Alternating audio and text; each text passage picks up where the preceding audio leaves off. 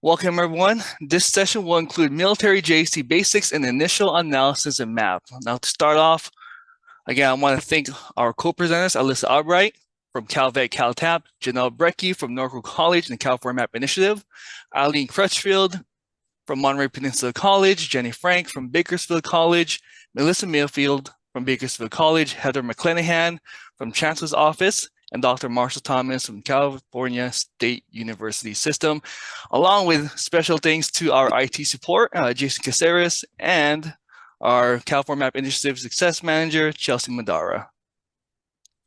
Now, quick housekeeping rules. This session will be recorded. It will be available to the public in about 2 weeks after our edits. Closed captions also available on your screen. Please utilize the Padlet if you have questions. We did add the QWERTY code in the upper right-hand corner. Please select that right now or with your phone. Also, the chat feature is available, so please direct any questions to the Padlet link, and we will follow up in the session or in an email if we cannot address your question during the presentation. Muting and unmuting, please recommend that attendees keep their microphones muted to reduce background noise and distractions. Now, we are going to give you an agenda item which will cover military culture and experience, the SCO or the school handbook, Title 5, 55050, educational benefits, the JST or Joint Services transcript, along with touching on Community College of the Air Force, bulk ordering, American Council on Education or ACE, Area E credit for veterans and CSU policy, CalVET, CalTAP, and also Veterans Services updates. Now to introduce Dr. Thomas Marshall.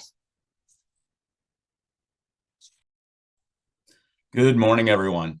I've been asked to talk a bit about military culture this morning. The foundational definition of culture came to us from English scholar Sir Edward B. Tyler. In 1871, he wrote that culture was the complex whole which includes knowledge, belief, art, law, morals, custom, and any other capabilities acquired by man as a member of society. Now, while we're all acquainted with the notion of society, today we're going to focus on a specific portion of American society, the armed forces of the United States. But with so many elements contributing to culture, it must be said that an entire semester-long course, perhaps even a degree program, could be devoted to the language, symbols, rituals, values, norms, artifacts, and other elements that make up the culture of the U.S. Armed Forces and the subcultures represented by each of the 6 services, the seals for which you see on the screen in front of you. Instead, we have about 10 minutes. So I've had to be quite selective about what we'll cover. And I'd like to focus on a few points of military culture and experience that make credit for prior learning so important to service members and veterans. And they are education or training, professional development, and leadership. Next slide, please. To become a member of any of the 6 branches of the armed forces, one must successfully complete a period of initial training. Depending on the service, this may be called basic military training, basic combat training, recruit training, or as they're commonly known, boot camp. Boot camp lasts from between 7.5 weeks in the Air Force to 13 weeks in the Marine Corps. The other services are either 8 or 10 weeks long. Regardless of the length of training, each of the services has as its central goal the transformation of a civilian into a service member who is basically trained to be a functioning member of the service. They'll be challenged mentally, physically, and even emotionally to develop into a valuable member of a team, a member who is well-versed in the language, customs, and courtesies, and other cultural norms of the service they've entered into. Over the course of less time than it takes to complete a single semester in a college or university, they'll be transformed from a civilian into a soldier, Marine, airman, sailor, guardian, or Coast Guardsman. Next slide, please. After completion of boot camp, all service members must be trained to do a specific job while they serve. Since each military base or ship is like a small city, every function of a city must be accomplished by service members. To that end, the military trains service members to do an incredibly wide range of duties. As you can imagine, there are folks who must be trained to do things like prepare food, operate wastewater treatment facilities, serve as nurses and medical assistants, provide law enforcement and security services, build roads, bridges, and airfields, operate and maintain electronic communication systems, serve as air traffic controllers, and so many other things. Again, everything that has to happen in a city must also happen on a military base. But in addition to running the cities that are military bases, the services also perform the functions we often associate with the military. They train to project military power to all corners of the globe. To do this, they fly aircraft and pilot seagoing vessels, all of which must be maintained. They operate and maintain a vast and complex global supply chain system and transportation network. They learn to function as combat arms professionals in fields like infantry, artillery, armor, and so many other specializations, all of which requires focused training in military schools across the nation. The length of training can vary dramatically between the different courses that the service members must learn and show their competence in their professional field. Courses range from a few weeks to more than a year. And it's easy to understand why learning to be a cook or an administrative clerk would take less training time than learning to be a technician on a nuclear submarine, though each of these roles is of critical importance to the service. So whether training to be a combat engineer or a tactical data systems technician, what all service members can expect to be ready is to be ready to accomplish the job they've trained for when their training is done. For most, this means moving from being a civilian into performing their primary duties as a service member in less than a year, during which most service members will also be promoted to the next higher rank. Or if the training is particularly long, they may be promoted twice during that period. Next slide. This slide shows the rank insignia of each of the military services, with apologies to the US Space Force, which at only a few years old didn't make it onto the available chart. Even so, there's a lot of information here. Don't worry, there's not going to be a quiz.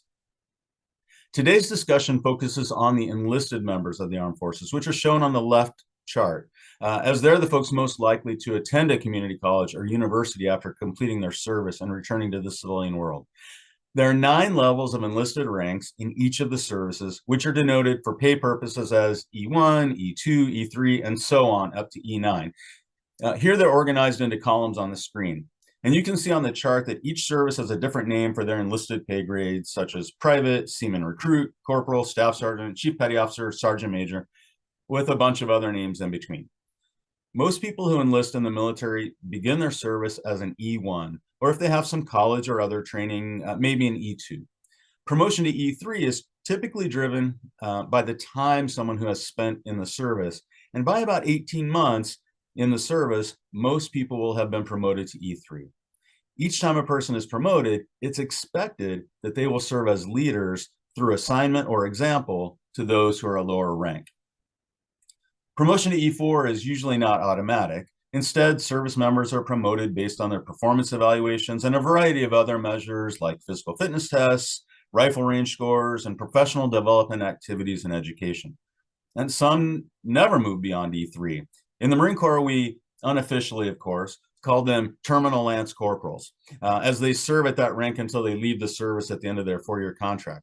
And while they may not be promoted to the next pay grade, they're often the most experienced and knowledgeable junior enlisted troops in the field. So even at this rank, they're seasoned professionals who provide guidance to other less experienced service members.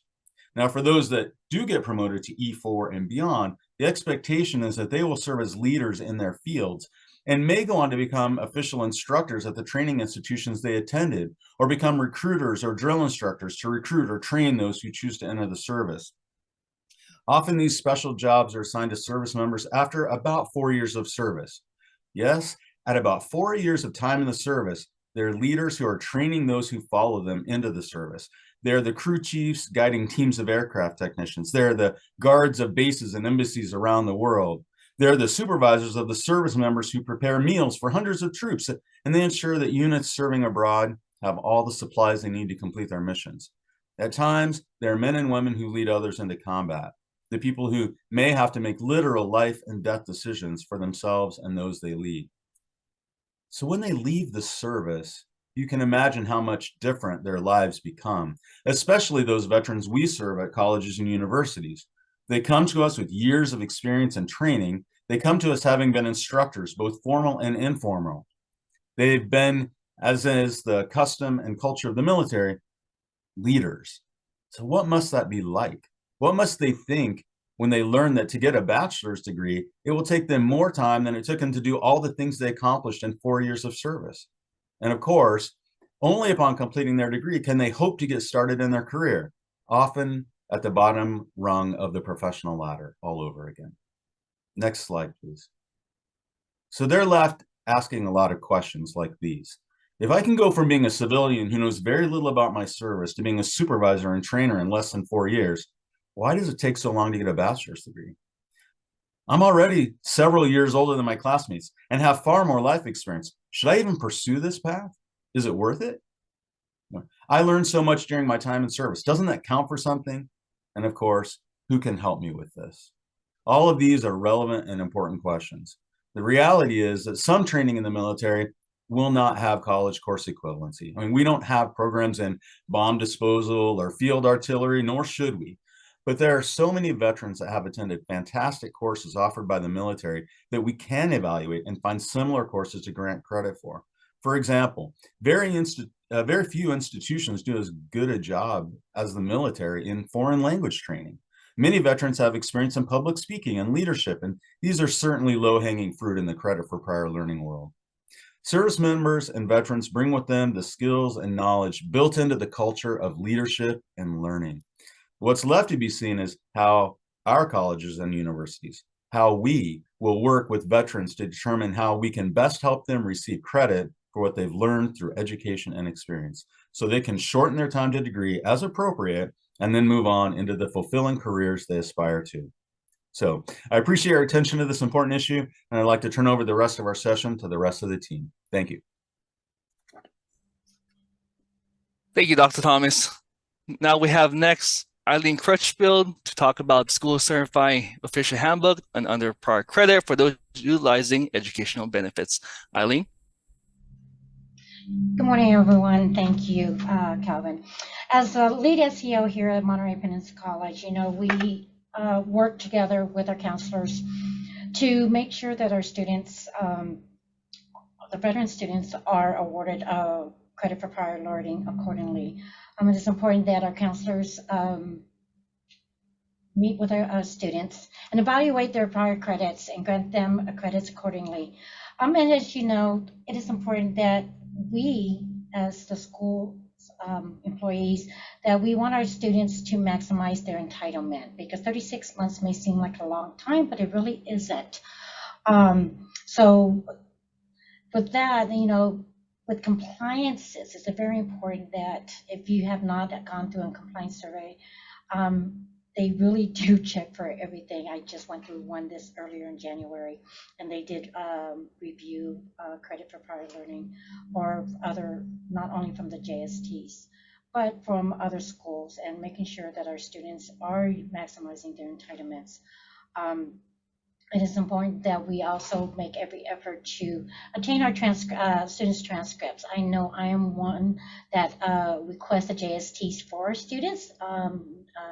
As new students come in, I request that JSTs upload them into maps, and then it goes off to our Mission and Records office.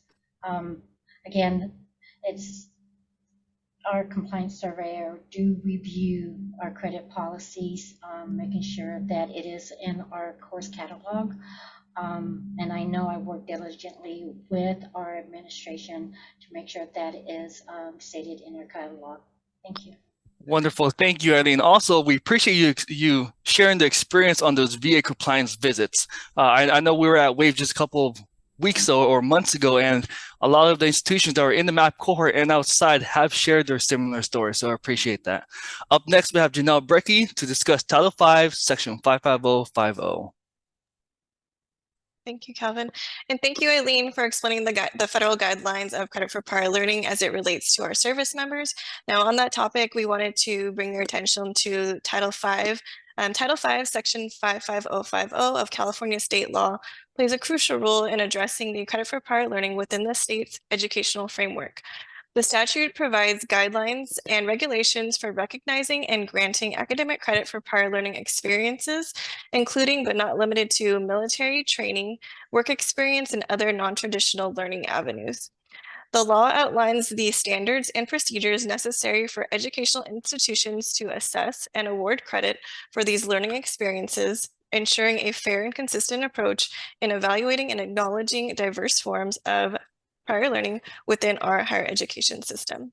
We wanted to specifically point out Section A, which states community colleges shall adopt and publish their policies pertaining to credit for prior learning, and policies should be transparent and published in at least the college catalogs.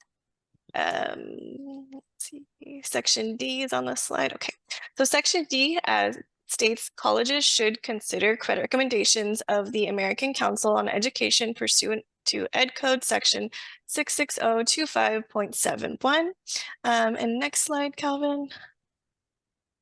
And we also wanted to point your attention to Section L, which explains that community colleges shall generate disaggregated data for students earning credit for prior learning and complete qualitative assessments by students of its policies and procedures. Wonderful. Thank you, Janelle, for the clarification on Title V, Section 55050 in certain areas. Next, we have Jenny Frank from Bakersfield College to talk about and touch on specific educational benefits. Good morning. Thank you for having me and welcome everyone. So in consideration of time, this presentation will be a very high level overview. So what I recommend is for more in-depth understanding, I welcome you to visit your local Veteran Resource Center at any college, visit your local Veteran Service Office, or contact the Department of Veterans Affairs for a better, deeper understanding of these benefits. So I'll get right into Chapter 31. It's the Active Duty Educational Assistance Program, and it's more commonly referred to as the Montgomery GI Bill. For most students who are eligible and elect to use this benefits, they will be entitled to 36 months or less to use this, dependent on their length of service. Students are paid a statutory rate based on their level of training, full-time, three-quarter time, half-time, or online or in-person, etc. Veterans generally have 10 years from separation to use this benefit. I was caught up in that one, didn't use it in time, so recommend they hurry up. This benefit will be sunsetting in the near future. So we'll move on to Chapter 31, Veteran Readiness and Employment. This is formerly known as, but more commonly referred to as voc rehab, especially by our student veterans.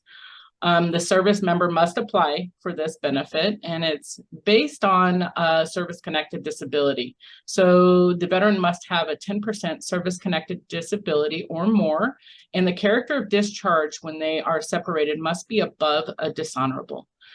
The benefits must be used within 12 years if the service member was discharged before January 1st, 2013. But if discharged after, there's really no time limit for that. It is basically monitored by the VA counselor that they are provided when they apply and are approved for this benefit. Chapter 33, moving on to Chapter 33 post 9/11 GI Bill. Veterans with 90 days of service or military service or aggregate services after September 10th, 2001, or 30 days of continuous service if discharged with a service-connected disability are entitled to this benefit. The entitlement generally lasts for 36 months. Tuition and fees are paid to the institution, but the student will receive a monthly housing allowance, which is based again upon the training type and time. Most veterans qualify for what is called the Forever GI Bill at this point if they were separated after January 1st, 2013. So that's just like it sounds, it is forever. Chapter 31, Transfer of Benefits of the post 9/11 GI Bill benefits. This benefit is transferred by the service member to an eligible dependent while they are still on active duty. That's a common misconception that they can transfer it afterwards, but it does have to be done while they're in service. It can be transferred by the service member who has 6 years of active duty service, but they must also have 4 years at minimum remaining. So again, this is another 36-month limitation of benefits that can be up to 36 months that can be transferred. And again, tuition fees, books, housing is paid with this benefit as well. Chapter 1606, Montgomery GI Bill Selective Reserve. This entitlement is afforded to those in the Selective Reserve who sign a 6-year contract and have completed at least 180 days of service. Once again, another 36-month limitation. The benefit is paid based on the level of training time, and it ends once the service member leaves the Selective Reserve.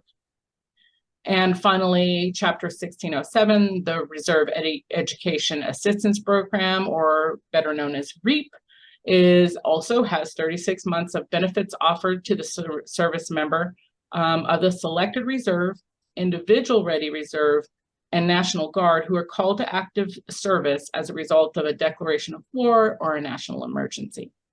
The DOD determines eligibility for this benefit, and there is no specific time frame to use it, but it does end upon separation again. So with the benefits, the most important takeaway from this is the length of time of benefits and how credit for prior learning can help a service member or dependent achieve their educational goals within these time frames. So that's what is so important about paying attention to what we give as far as for credit for these veterans and dependents. And I think we are moving on to. Yep. Wonderful. Thank you, Jenny. Just to touch on that real quick, thank you for highlighting that number at 36. The reason why that's significant is because most of our service members, whether you're a veteran, active duty reservist, only receive up to 36 months of those benefits. Now, with that said, going to the academia side, it takes about 44 months up to 60 months in order to get a college degree. Dr. Marshall mentioned it earlier, we're not the traditional students that go into the college setting. We are usually at 24 years old and older when we get into institutions of higher learning. So again, Jenny, thank you for highlighting the significance of that 36 months. Now to introduce Jenny again, she will touch on the beginning of the JST for the Joint Services Transcript. Jenny? Okay, so our guidebook on how we're going to offer credit is our Joint Services Transcript. So this document is a synopsis of all the training that these veterans have received while in service. And so it's going to include more formal training within the military, but it's also going to include that training that they receive sort of on the job, if you will. Which is perfect for CPL. I'm just going to minimize my little group of people there. So the Joint Services Transcript is an official document approved by the Department of Defense and validated by the American Council on Education. It authenticates a service member's military course completions, occupations, college level test scores, and other learning experiences. So with that, we have to understand that when we talk about the American Council on Education, these individuals have gone in and worked with the DOD to make sure that they observe the training and the rigor of the training to be able to compare it to what we offer in the college level. So this transcript is available to service members, veterans, active duty reservists in the Army, Coast Guard, Marine Corps, and Navy, and of course now the Space Force.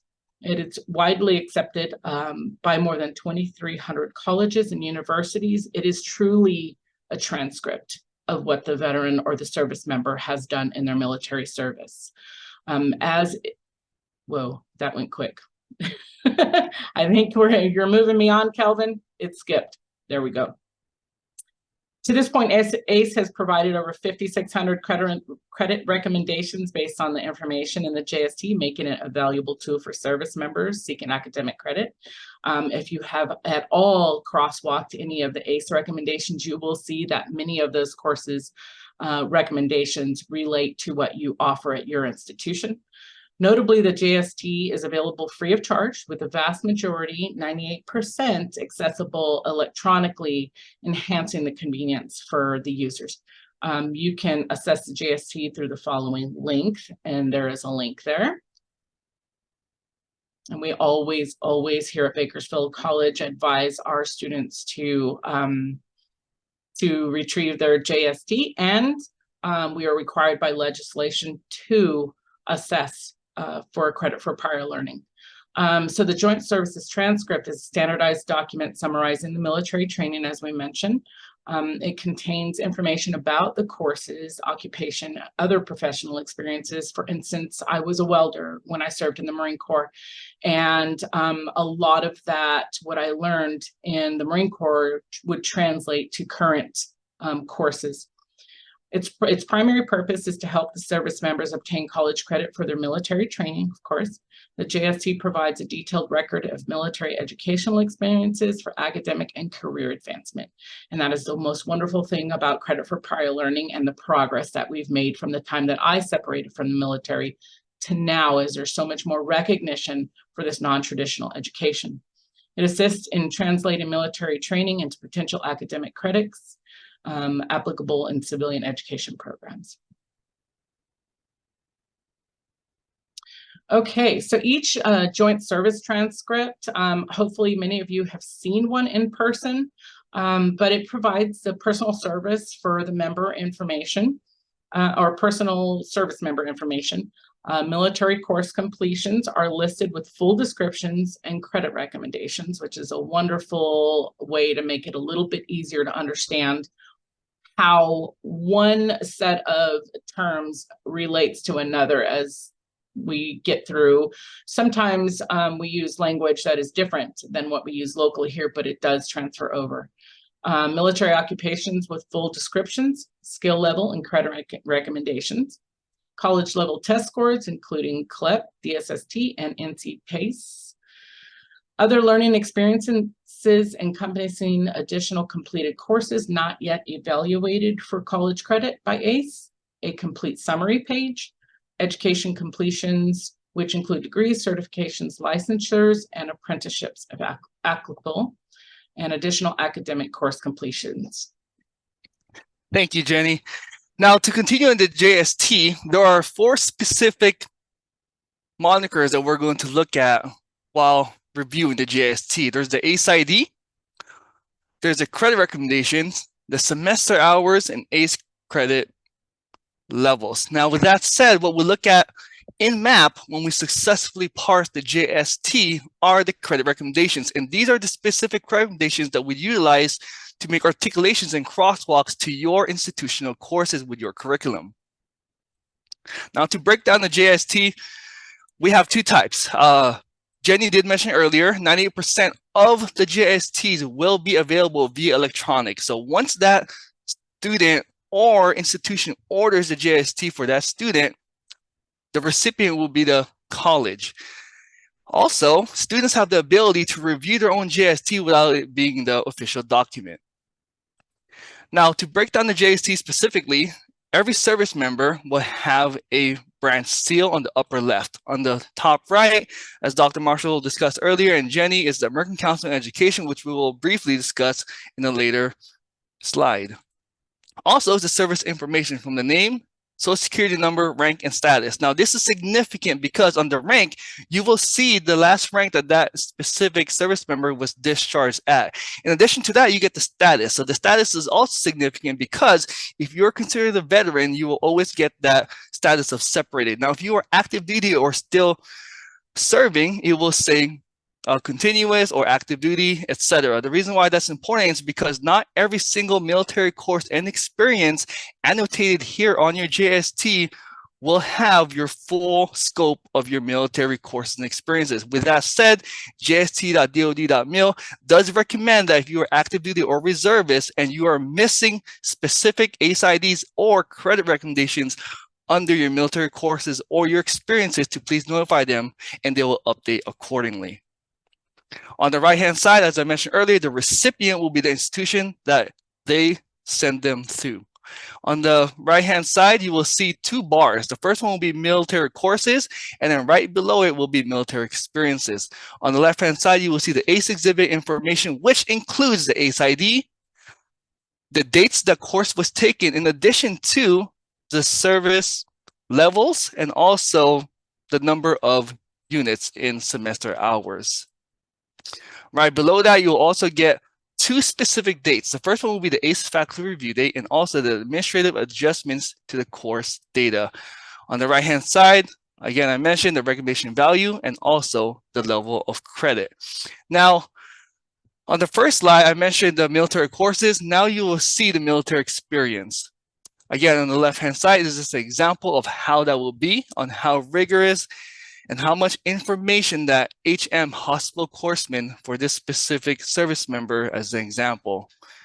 Also, The next slide, we do have additional college level tort scores, if applicable, and also other learning experiences. Now, the reason why this is significant is because there are service members in the states that take additional courses and experiences while their time in service, but ACE may or may have not yet evaluated them. The reasons why is because maybe the facility is still unknown or there's not enough learning materials, etc., for them to consider. But I wanted to show this because a lot of institutions are now inquiring on why there are specific other learning experiences that have not had that ACE ID or possible credit recommendation. Also, a huge piece, I always want to emphasize this to institutions, is please take a look at this page because it provides you the JST transcript explanation in addition to understanding all the acronyms within your JST, what they mean, if you're enlisted, if you're an officer, if you have cross learning experiences from other branches, etc. I know earlier Jenny and Janelle mentioned the Community College Air Force and Space Force. Even though they are accredited institutions, some of them may cross into other trainings from the branches of the Army, Navy, Marine Corps, and Coast Guard. Now, the biggest piece that we utilize in the Mapping Articulated Pathways platform is the summary page. Now, this summary page is the accumulation of every single course and experience that is provided on your JST. In addition to that, there is also an educational page that provides you all the other coursework that you have done in the military. Janelle, Brekke. Thank you, Calvin. Really quick, we just wanted to bring your attention to the Community College of the Air Force. With our discussions of credit for prior learning for service members and our discussion of the JSTs, we often get asked, what about the Air Force? Now, the Community College of the Air Force stands as a vital educational institution predominantly serving the United States Air Force. Since the CCAF holds regional accreditation, it may not be the most suitable option for receiving credit for prior learning. So just wanted to bring your attention to that. Institutions should follow their normal practice for evaluation of external coursework when it comes to CCAF transcripts. Thank you, Janelle. Now we're going to talk about a method from the JST.DODED.MIL that now institutions have the ability to receive and require for credentials. Now we call this the streamlined efficiency. Now what we found out through the cohort in other colleges is that a lot of service members are not ordering their JSTs. Now with that said, through the cohort and all of our experiences with the colleges, we found out there is a method to do what's called bulk ordering. Now your institution can now request these specific credentials so you have the ability to order on the behalf of your students with their authorization. Now, how does that look like? JST.DODED.MIL, there is a specific area for academic institutions. Now, once you zoom in for academic institutions, it will ask you to download a specific form. Now, that form, it looks like this, My Educational Account Request. Now, with that said, you have the ability to select certain specific credentials for your college. The only thing that we do require here is to order the transcripts on behalf of the student. But again, with caution, you have to get authorization from those students in order to do that for them. Now, once that is applicable and you get that specific credentials, you simply log in. And now in your JST purview, you will have an additional box for bulk ordering transcripts. Once you do that, you have the ability to add the student's social security number, save the changes, and in about 2 to 3 days, you go into the bulk ordering view order transcripts box, and you will receive as a PDF that students join services transcripts. Now, to highlight, this will stay in your queue for about 30 days, but most institutions, those primary points of contact for the JSTs will usually upload in about 2 to 3 days to MAP or their admissions and records office. Now, we do have one caution. If you go this method, the JSTs will be combined. So our team created a little standard operating procedure in order to successfully separate them when they come in. And again, just a few notes on the JST to consider. When processing these, it does take about 2 to 3 days to appear. If it's via electronic copy, it will stay in your queue for about 30 days. Again, we highly recommend file saving and security, which is into a JST format and saving into a secure folder at your VRC, your Veterans Resource Center or Success Center, or your registrar's office. In addition to that, we did highlight caution regarding combined files. Please separate them. if needed. Also, account maintenance alert and caution. Please log into your account every 30 days so you do not get deactivated, and then we provided the link here. Now, let's talk about the American Council on Education. Now, throughout this session, even from the main session, we've announced what the American Council on Education is. Now, why are they significant? They're significant because ACE, or American Council on Education, is a national nonprofit organization in higher ed that serves as the agency to provide CRs or credit recommendations based on peer-reviewed analysis or subject matter experts for their educational training. This is authorized, again, by the Department of Defense. Janelle? Thank you, Calvin. So the process for the faculty review, becoming a faculty reviewer for the American Council on Education is a rigorous process that involves a careful selection of experienced and highly qualified faculty members. Those interested in becoming an ACE faculty reviewer typically possess extensive experience in their domain, advanced degrees, and proven expertise in the curriculum development, teaching, or educational program assessment. They typically are currently teaching at an accredited college or university, and it is required that an ACE faculty reviewer have a minimum of 5 years experience. The reviews conducted by the evaluators are from diverse educational systems, ensure that there is alignment with specific academic disciplines. The selection process includes a thorough assessment of applicants, qualifications, experience, and suitability for the review process. Upon the acceptance into ACE's pool of reviewers, faculty reviewers might periodically evaluate course programs or educational initiatives based on their expertise and availability. So just a little bit more background on that. When it comes to reviewing the experience and the occupations and the courses by our service members, it typically involves a review process by those in higher education with the qualifications that I mentioned to ensure that there is alignment and the credit recommendations for those courses are accurate, and ensure that the learning content matches the course or the credit recommendation that they are suggesting. Thank you, Janelle. Now, to further go over the faculty reviewers, why should we trust ACE, American Council on Education? Why is it a trustworthy organization? Well, first, when they get those subject matter experts, they have to be, again, expertise in that specific discipline and the rigor. So ACE utilizes teams of subject matter experts from various academic backgrounds, whether professors, deans, academians, who thoroughly examine courses and the occupations. In addition to that, as Janelle mentioned in the previous slide, academic diversity. Now, American Council on Education, they like to take these specific subject matter experts from around the nation, so it's not specific to one area. So just to put a little bit more on California, if you are a faculty and you would like to be an ACE faculty reviewer, please apply for that. And if you get selected, we'll be happy because you are part of the American Council on Education on the West Coast. Now, in addition to that, central authority and approval. Now, the formal services courses and occupations as described on the JST are evaluated by ACE and are approved by central authority, indicating a standardized, authorized process for evaluating these programs. Now, furthermore, the most important thing about these credit recommendations that are provided to our JSTs is that they have to be a 100% consensus. Let me say that again, 100% consensus. So all those credit levels from lower, upper, vocational, or graduate level, rather they give you 3 hours in communication in here for this course or experience. Again, all those are at 100% consensus by specific faculty discipline experts. And again, the longstanding reputation of American Education is why we trust them.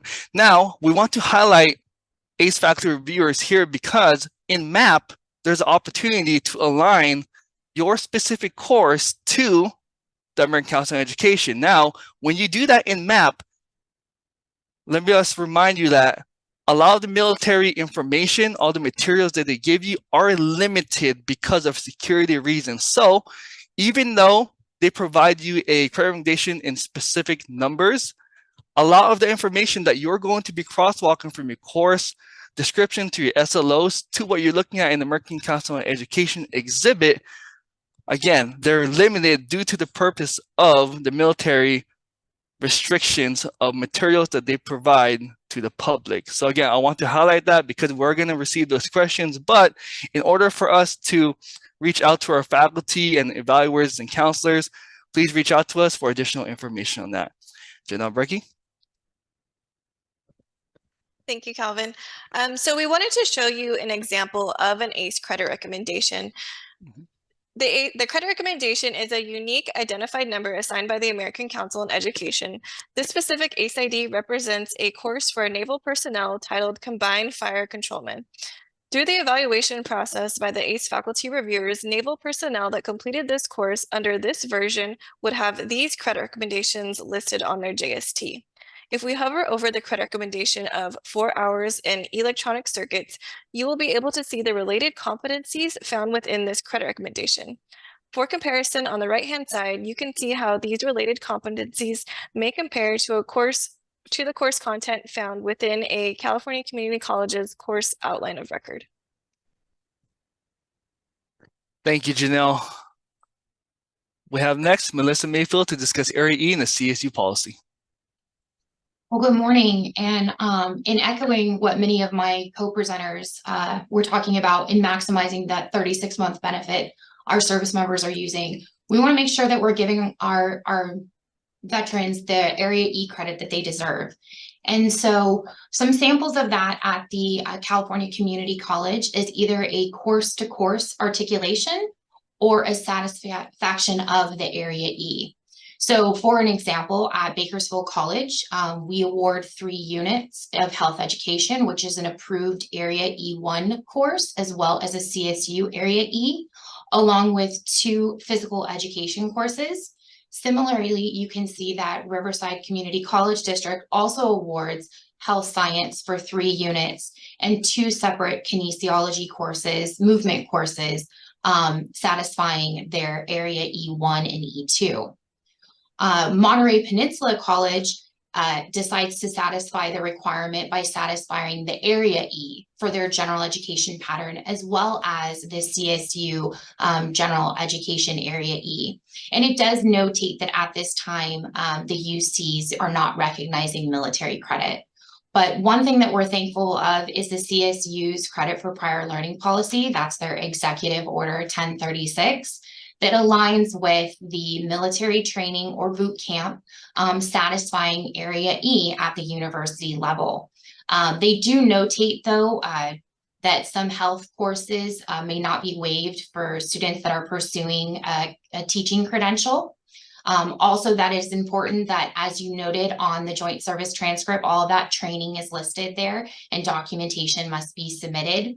And I believe Dr. Foster indicated that the CSUs are currently reviewing their CPL policies and that those can be found on the campus's websites as well as within their catalog.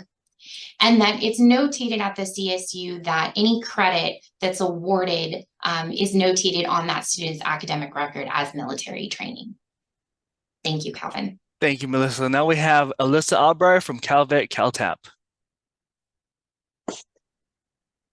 Hello, good morning, everybody.